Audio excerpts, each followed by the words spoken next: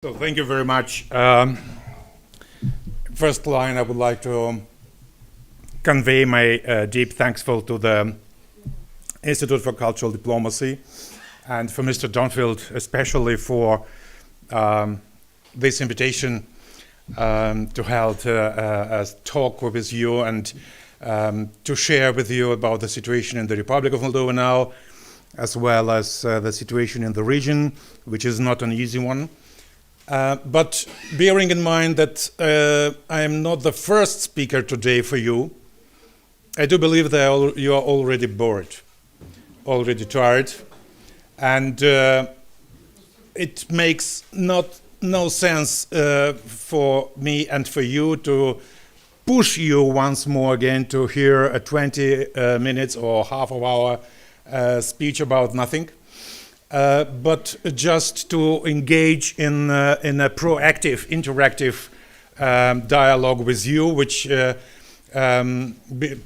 frankly being, I'm not a fan of long speeches which makes audience in 5 minutes to sleep away. That's why I am proposing to you just to switch directly to the question-answer session, but after just 2 sentences about the Republic of Moldova. First of all, the Republic of Moldova was, is, and will be an European country, despite the political fights in the Republic of Moldova as well as from outside the Republic of Moldova. The Romanians who are living in nowadays Republic of Moldova, we are belonging to the big European culture. We have a same history, same culture as Romania has. We were splitted from Romania due to some historical situations, but we're still thinking, we're still acting as a one nation, 2 states. How long it will take, nobody knows. But the fact is that the Moldovans or Romanians who are living in the border of the Republic of Moldova, we are feeling ourselves as an indivisible part of European culture. Secondly, I do believe, especially after the results of fresh parliamentarian elections, which was held last Sunday in the Republic of Moldova, that the speed of European integration of my country will be much bigger as till now was. And I'm really hoping that my country will become a full-fledged member of European Union, hopefully 2029, 2030, as it was promised by my government. Indeed, we have to deliver. Indeed, we have to fulfill all commitments in order to reach the Copenhagen criteria, which makes a candidate country eligible for joining the European Union. This is our homework. It depends of us. So that's being said, I am at your disposal, and I'm really happy to hear first questions from your side, and let's engage in an active dialogue with you. Thank you very much. As you wish. Thank you so much, Your Excellency, and I think we really appreciate this wonderful opportunity to engage in you interactively. So let's make the most of this special opportunity. Not every ambassador does this, so we're really grateful for it. Let's start here, as always. If you could stand when posing the question and briefly introduce yourself. Try to keep your questions concise, and then if we do a concise response and a concise question, we can have as many voices as possible heard. Hi, my name is Daniel from the U.S. I've been to Moldova and Transnistria a few times. Is there any chance of reunification between Pridnestrovia and Moldova? How would you go about that, dealing with the government? The people I've talked to in Transnistria, they seem to want to join the European Union, but the government does not. How will you deal with that problem? Well, thank you very much. It's indeed a very important question, but one small remark. You have done a political failure. There are no at all Pridnestrovia. There are no at all Transnistria. They are only Transnistrian region of the Republic of Moldova. That should be very clear. It's a region which belongs to the country and has no chance to become independent.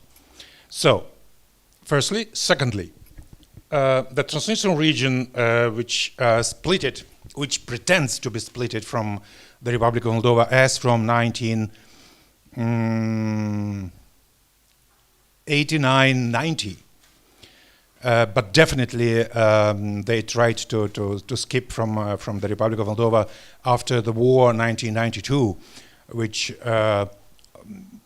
took almost 8 months. No, from March 92 till July 92. They're pretending that they belongs to the former Soviet Union.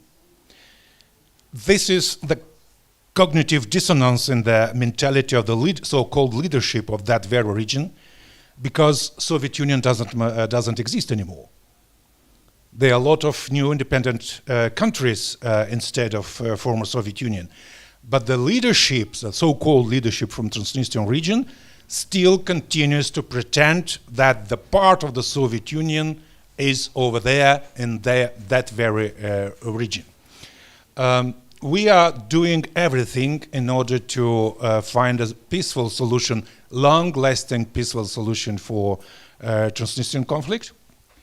And definitely no Moldovan government will try to use military force or any kind of forces in order to push the peaceful solution in this respect.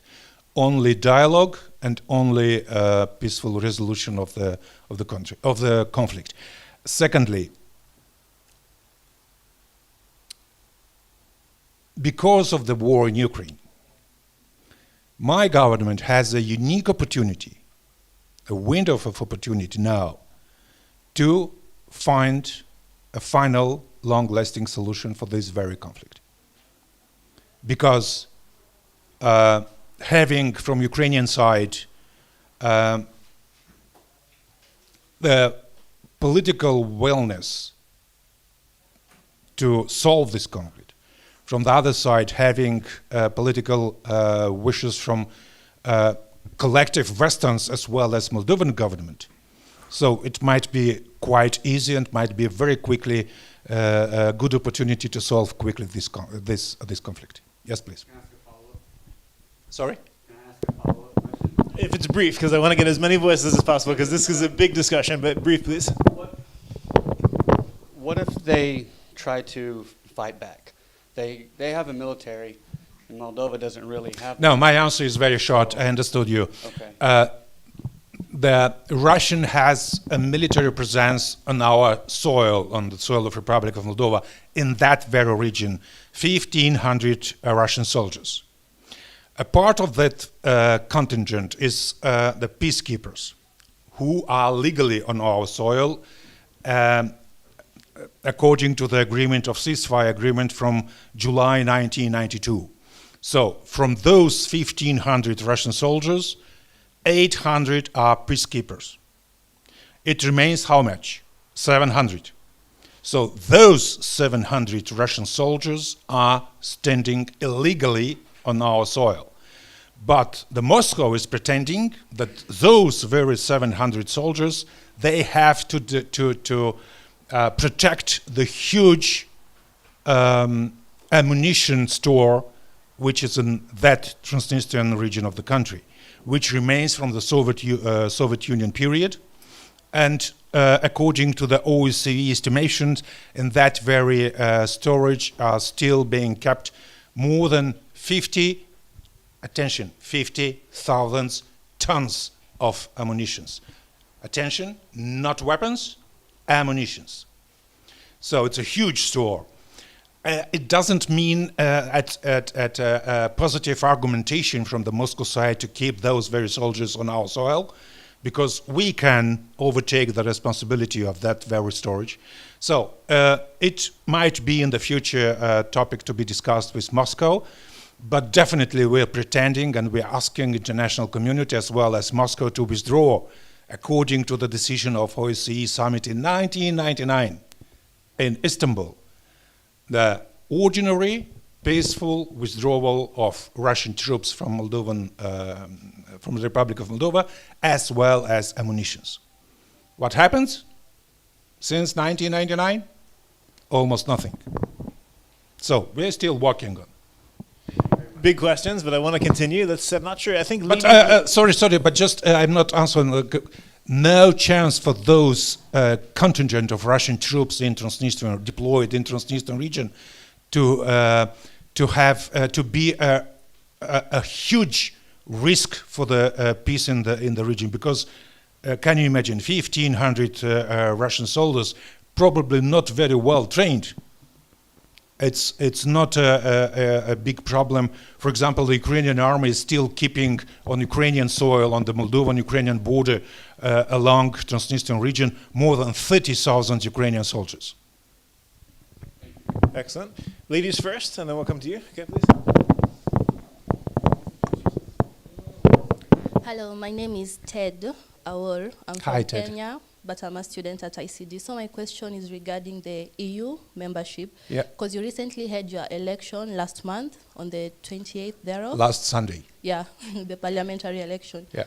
But the split was 50% pro joining European and the other. But how you are talking, you are very optimistic. By 2029, you guys are gonna be able to join the European. What brings the optimism? Because 2029 is in 3 years, and a lot can happen in 3 years regarding also the Moldovan-Russian tension. The tension between Russia and my country, you mean? And also, what gives you the optimism by 2029? Well, my optimism is being based on the reality on the ground. The Republic of Moldova was already wishing to join European Union as from very beginning of its independence after the disappearance of Soviet Union in 1991. Moldova declared its independence on August 27, 1991, and immediately declared its wish to approach European standards, European values, and so on and so far. Just a small figures. Having conservative, even more, not very friendly for Moldovan independence political forces in Moldovan parliament in 1994, we succeed to sign a cooperation and partnership agreement with European Union, 1994, which entered into force in 1998.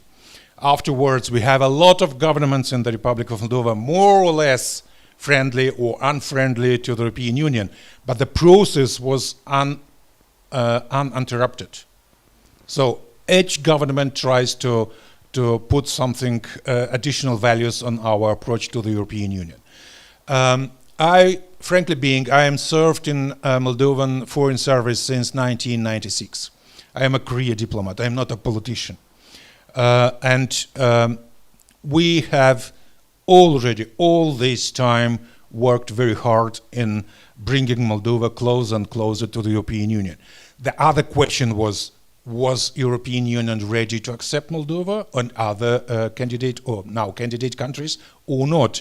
And I remember very well how upset we were in Moldova with so-called Eastern Partnership Initiative from European Union side, established in 2008, if I remember well. It was 2007, 2008, Swedish-Polish initiative to give for Eastern European countries and Caucasus countries the image of being welcomed in the European Union without opening the European perspectives.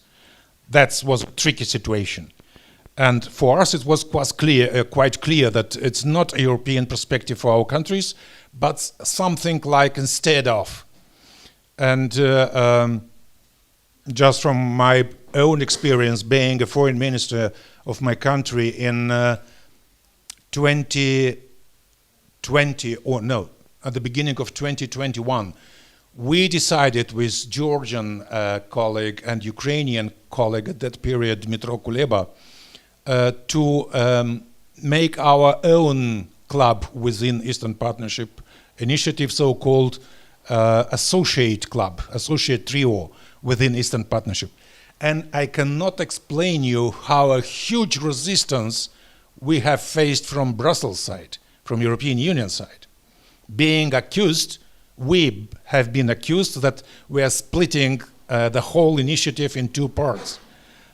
And immediately after beginning of the war in Ukraine, the attitude from the European Union side toward those very countries changed in 180 degrees.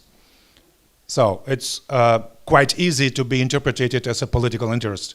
But nevertheless, my duty and the duty of any government in the Republic of Moldova is to use any opportunity to bring Moldova closer and closer to the European Union. Because European Union, being membership of the European Union, means security, means prosperity, means democracy and so on and so forth, which all together open a security umbrella over that very those countries. Hello, my name is Noka, I'm from France. Mr. Ambassador, congratulations on the elections last Sunday. Thank you. And in your opening remarks, you were talking about once being part of Romania and that you guys share the same culture, share the same languages, blah blah. And I wanted to know. It was not blah blah. No, but you know, like all of the above. Sorry. And then eventually, like you guys are a different country. But I know that there's been momentum in a way for Moldova, Romanian unification in a way. I know Maya Sandu has been outspoken about it, like wanting to be a possibility for the country. Is it something that's really tangible? Is it something that has momentum? Is it something well, that's let's really be very considered, frankly. Let's be very frankly about this question. The politicians from both sides of Prut River, which is a border river between Moldova and Romania, they're using the narrative of unification of both countries only in its own political interests. Believe me, no serious politician from the Republic of Moldova will accept to unify Moldova with Romania, from a very simple egoistical point of view. They all want to keep their position as high-ranking politicians of Republic of Moldova.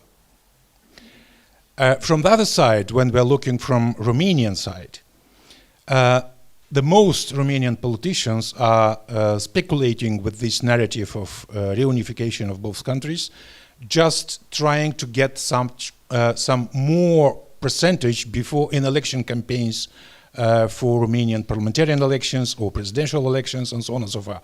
So in between campaigns, in between election campaigns, no one is talking about reunifications. So it's very clear. It's from one side, it's purely political, egoistical point of view. From the other side, it's purely elections interests. Excellent. So I think we have time for maybe one final question before we continue. So quick. So don't be shy, please. And if you could briefly introduce yourself.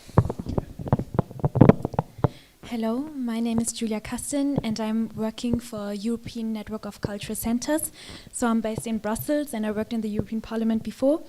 And facing now, for example, the Council asking for cuts for culture, having a look at the next MFF, seeing that the culture sector will face cuts and also seeing that the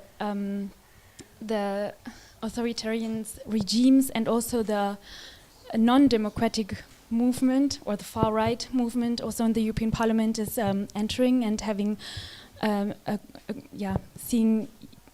we can see that they influence already cultural politics. So being here in the Institute for Cultural Diplomacy, I just would like to hear from your side, from your point of view, from your experience, and having a little reflection on this this development and this negative development on cultural diplomacy.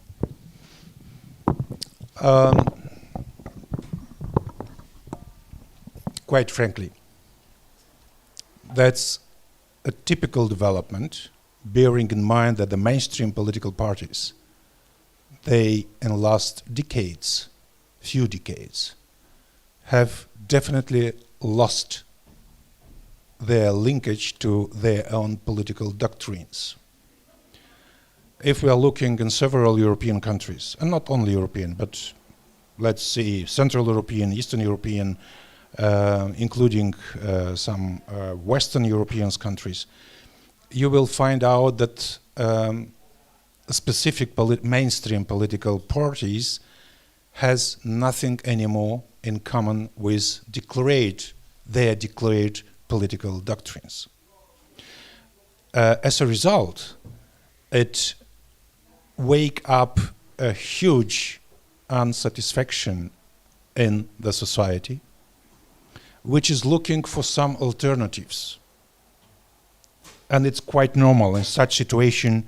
You know, the society is a live organism. It's trying to find different ways of fulfilling expectations. And on this phenomenon, indeed, some far right as well as far left political parties are trying to get advantages from this unsatisfaction from within the society. And it's very dangerous process now around the world.